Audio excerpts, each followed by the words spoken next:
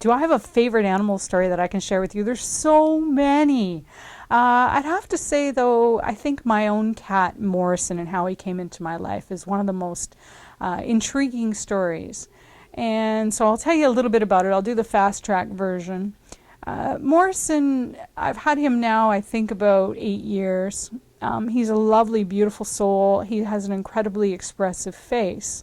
And he really was, I think, meant for me. And I'll tell you how that came about. One day, I was sitting with my family, and I was talking with my husband and my daughter, and we already had two cats. And the one cat belonged to my daughter, and the one cat belonged to my husband, and that was it. And out of the blue, I said to them one day, I'm like, I think I want a cat.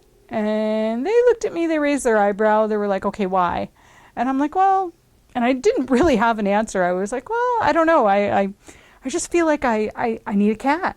And they were like, but can't you pet ours? And I'm like, yes, but it's not the same.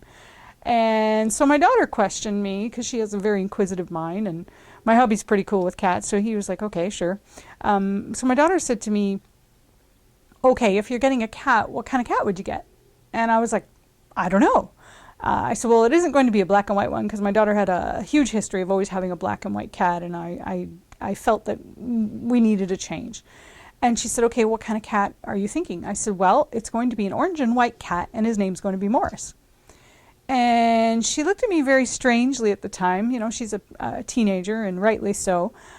She said to me, Mom, are you even listening to yourself? And I went, what? And she said, you're telling me that you're going to find an orange and white cat for you. Okay, I get that, but his name's going to be Morris, Mom? And I said, yeah.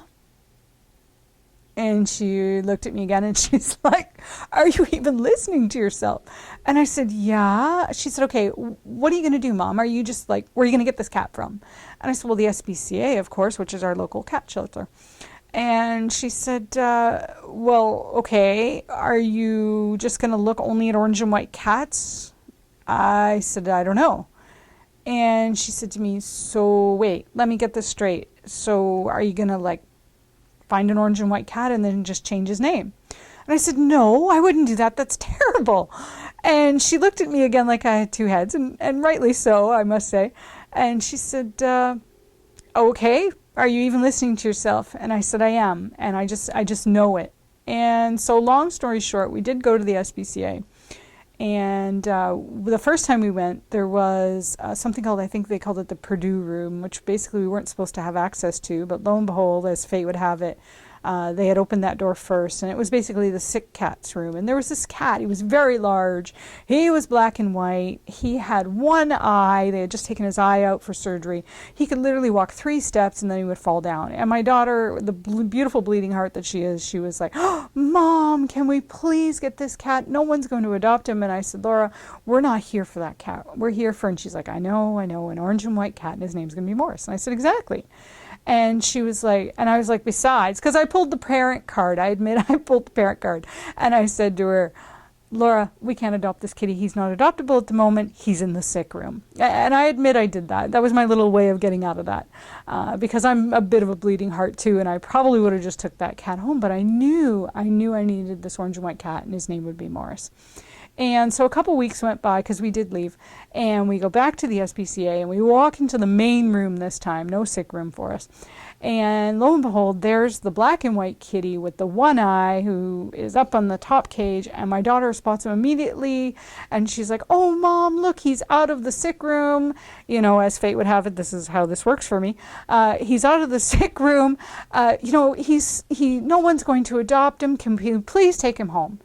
And out of my mouth comes the words, I'll tell you what, if we find our orange and white kitty today, we'll not only take him home, we'll take the cat, the black and white cat with one eye, who coincidentally was named Winky, home too. And she was like, really? And I was like, absolutely. And she said, okay, so what do we do now? I said, well, we look for an orange and white kitty. She goes, well, what about the one in the cage next door to Winky?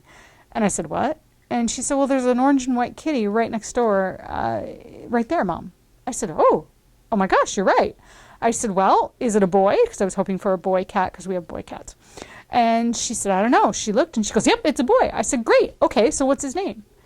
And she looked at the title and she said, well, Mom, his name is Morrison. And I said, okay, that's our cat. And she was like, really? And I said, what more do you need, Laura? And so that's how Morrison came into our lives, and he's been here ever since. And he's a beautiful soul, and we're incredibly grateful that he told the universe, or the universe led me to him, and we now have him as part of our household. And Winky came home too. Winky lived 3 beautiful years with us. He regained his mobility. He went outside. Him and Morrison were the best of friends. They would roll and tumble together, and we miss him greatly, but he did move on to the other side. And we, of course, still have Morrison.